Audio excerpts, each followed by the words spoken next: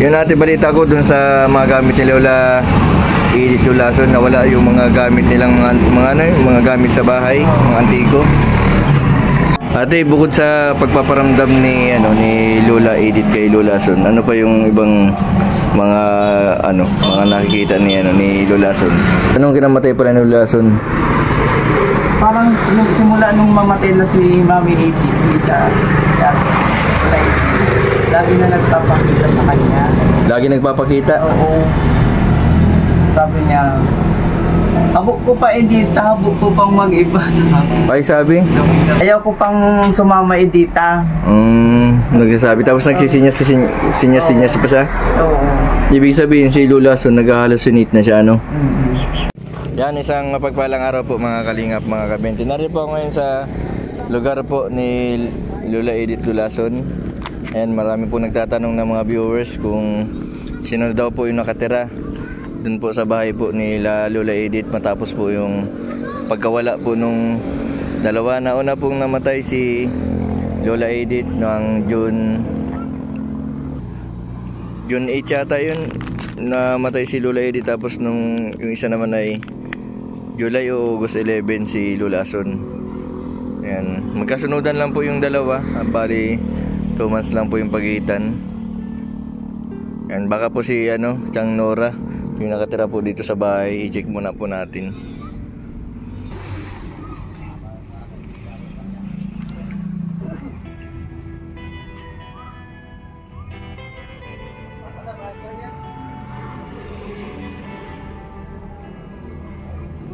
Ito na yung bahay po nila Lola Edith Tulason.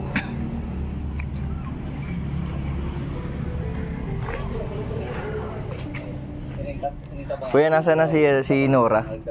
Yung kasambahay ni Lola Edith. Malaga na dyan? Ay, wala na dyan? Doon Ibig sabihin dito, wala nang nakatira? Guwapa. Yung pamangkin na lang. Ang alam ko ay may pamangkin si Lola Edith ng taga-Dait ay. Nandito na yung mga higaan ni Lola Edith. Lolason. Chinilas ni Lola Edith ito. Tapos yung upuan ni Lolason dito nasa Ano na yung dapat ng dito? Hindi na natin sa iPhone original. In Japan. Dito pa po yung tanim nating kamuting kahoy.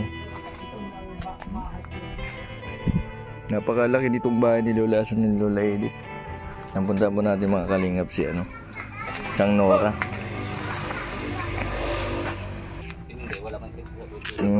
Grabe pala ang sakripisyo ni Ate Minday, ni Nora, bago mo nang nawala si yung dalawa ay yun ang nag-alaga. Dito lang pala kuya ang bahay ng sa Urunan. Oo. Sige. Po mga kalingap, puntahan ko po si Ate Nora.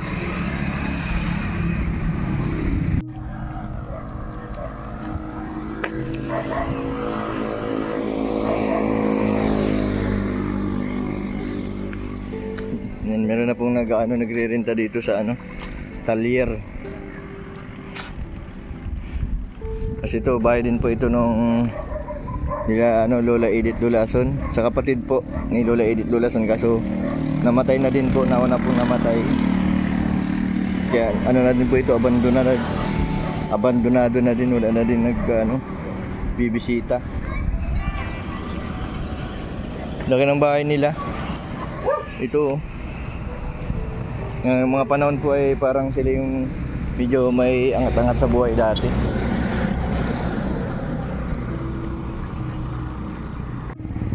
Dito daw pala yung bahay ni Ate Nora. Ako po. Hoy Ate Nora, kumusta?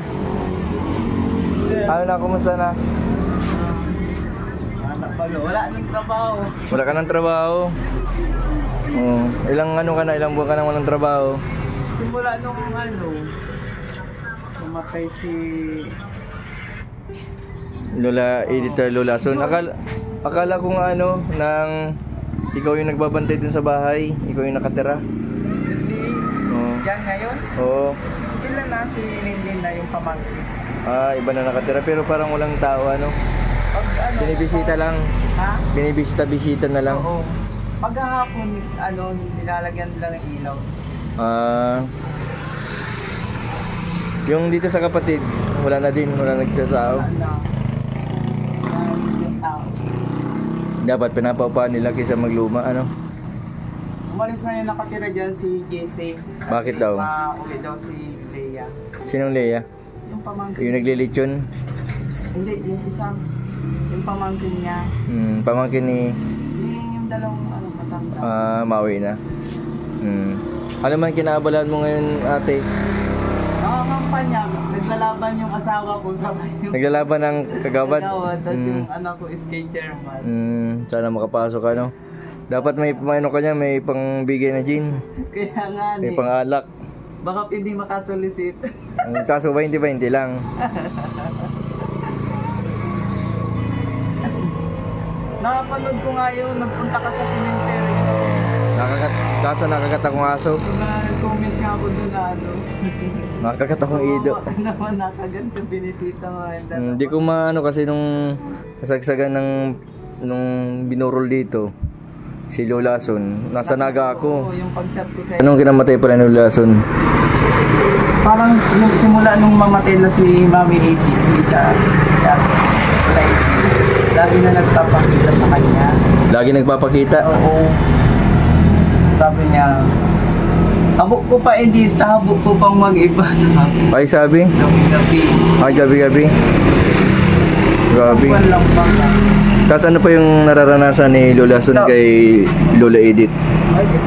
Parang na-miss niya yung ano niya, Oo. yung kapatid niya. Oo.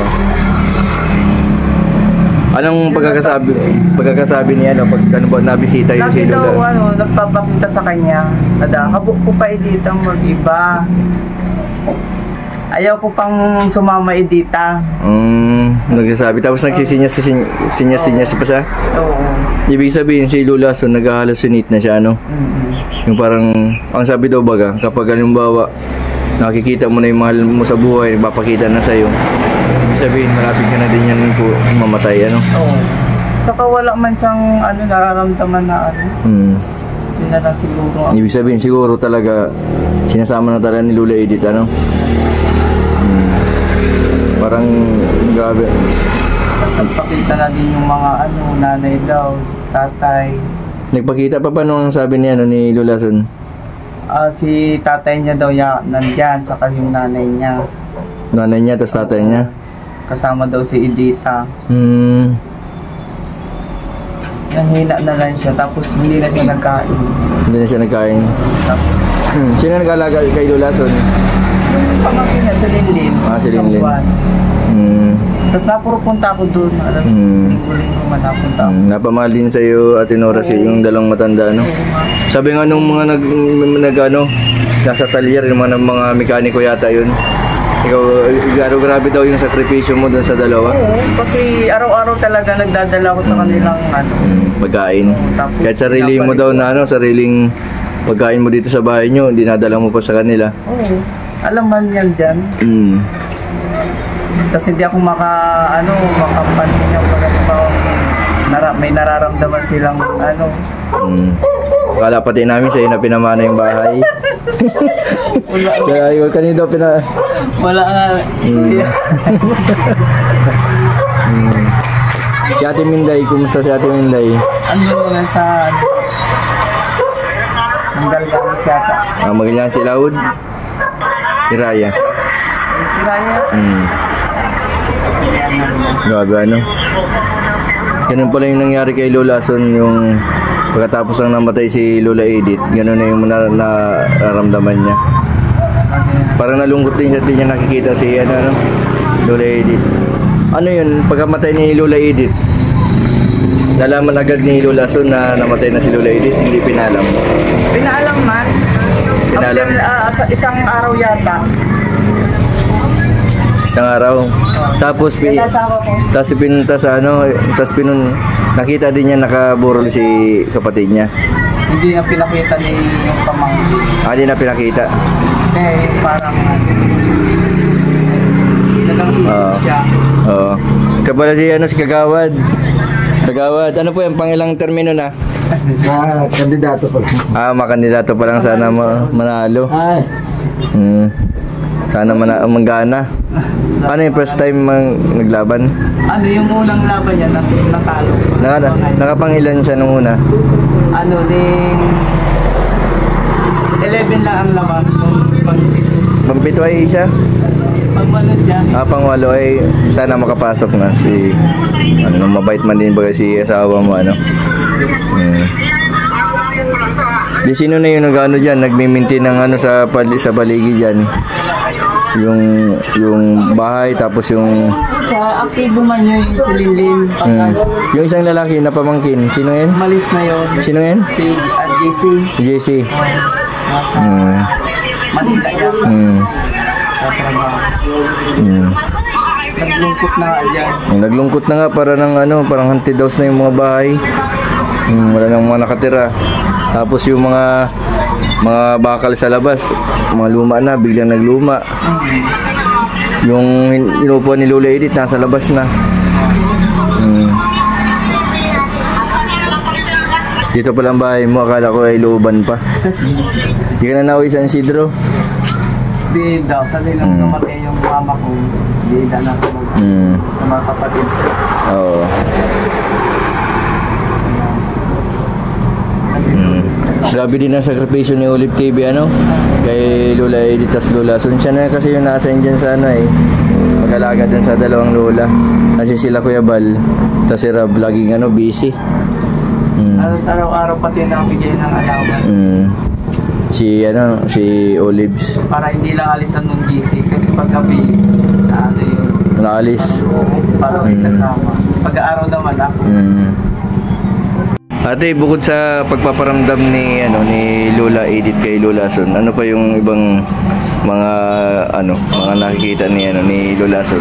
Parang nagpapasalamat din siya sa naiglag sila kasi kung hindi daw sila na tagpuan ng kalingap, matagal na kay sila. Nagsabing ganun si Lola Son?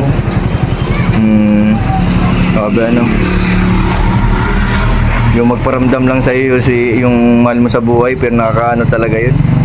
Parang yung nakikita niya na nandiyan yung magulang niya tapos si Lola Edith. Parang sinusundo na Ibig sabihin, nag-ilang araw yun bago na si Lola Edith ay si Lola Son. Nag-ilang araw. Yung naramdaman niya na nakita niya yung nanay at tatay niya tapos si Lola Edith. At si Lola Edith. Ibig sabihin madalas? Oo, madalas. Tapos yung ultimo na, yung parang hindi na siya yung lagi na nasa tabi niya.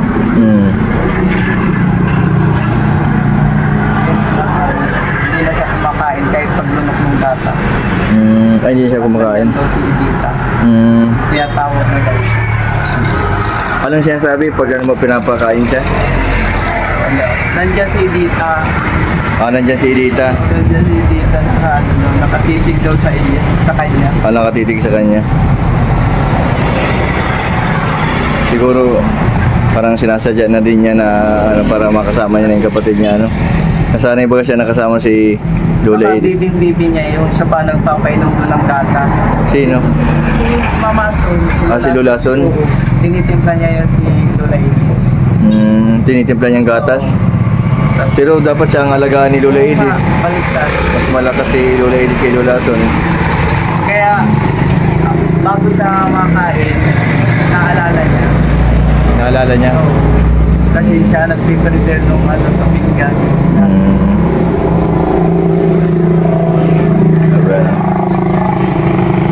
Gano'n na ngayon, simula nung hindi mo na naalagaan yung dalawa, ano nang kinabalaan ngayon natin?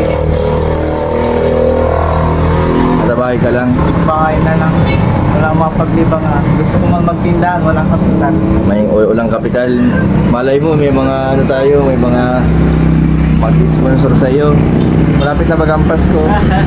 Malay mo, may mag-sponsor sa'yo ng puhunan. Ito, napaka maganda itong lugar na ito. Gawin mong tindahan.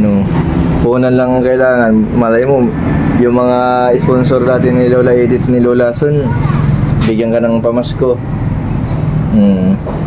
Grabe din ang tiyaga mo, sakripisyo mo kala Lola Edith Tulason. Ang importante, humaba pa yung buhay niya nung mga nakaraan baga. Na dati ay na-vlog ni Kuya Bal, talagang ilang wala ng pag-asa. Nakakala natin na ilang taon na lang yung tatagal. Halos matagal nung tumagal. 3 taon din. 3 taon.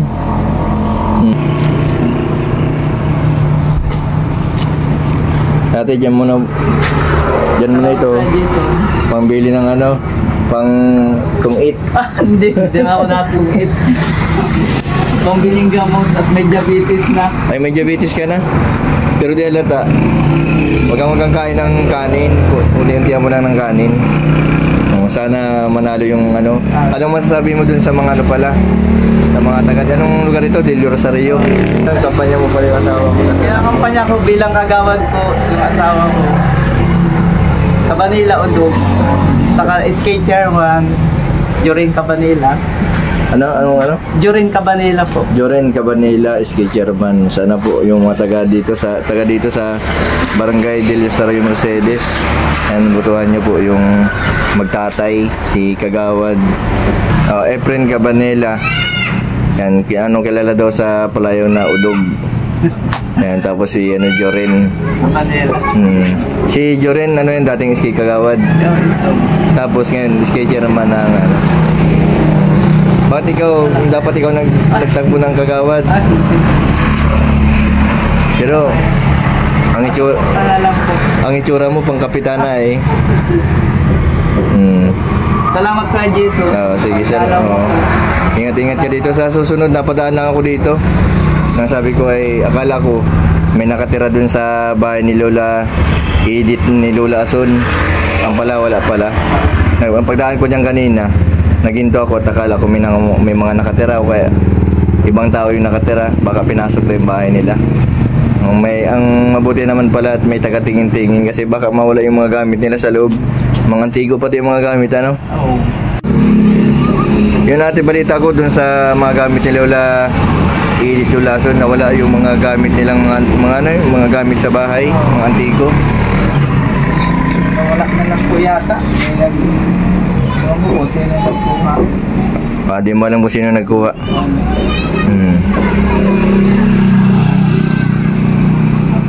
Baka may taga-kalakal nakapasok. Kaya Kuya Jason, willing mong pakita ang loob ng bahay. May gamit sila dyan. Siya ang karamihan na. Ako baga nag-alaga. Oo. Unang-una, ikaw ang pagbabalingan, yung sa mga nawala. So, ikaw man, siyempre. Saka yung mapatay ko ni Lola Edith, pinapasok ko dito yung pamangkin. Yung mga pamangkin para makita yung loob. Para wala silang masama. May nagsabi dyan, yung mga marites dyan, nawala daw yung mga gamit. Ate, na din kami sa susunod, mabisita ulit ako, madara ako ng baga sa imo. Sana may mag-sponsor sa imo dito ng tindahan para makasimula ka ng negosyo baga. Ini maganda yung tindahan na piso na ini. Ayun si Kagawad suportahan po natin si Efren Udog Cabanilla Jr. na number 9. Tapos nasa yung anak mo? SK Chairman. Babae pala, nakala ko lalaki yung Joren. Ito Joren Cabanilla. May maganda ka palang anak. Yata, salamat nagti-teacher. Anong year na? Graduate na? Ayos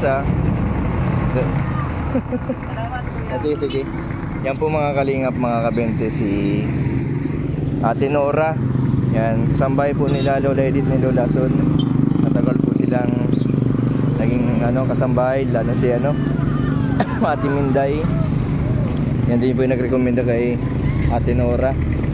Napakabait po niyan ni Ate Nora. Inalagaan po niya yung dalawang matanda.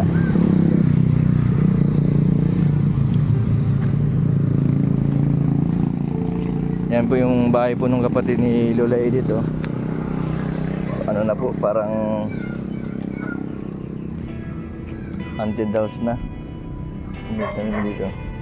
Maraming salamat po sa patuloy po ninyong suporta sa aking YouTube channel. Maraming salamat din po sa suporta ninyo. Kala Kalinga Prab, kay Kuya Bal, at kay Ate na Vlog. Huwag po sana kayo magsawa na manood sa aming mga videos dahil po sa pagpapanood po ninyo at hindi pag-skip ng ads, marami po tayong natutulungan. Sa mga hindi pa po nakapag-subscribe, pa-subscribe po Mr. 20 by Vlog. Marami po salamat. God bless po sa inyong lahat.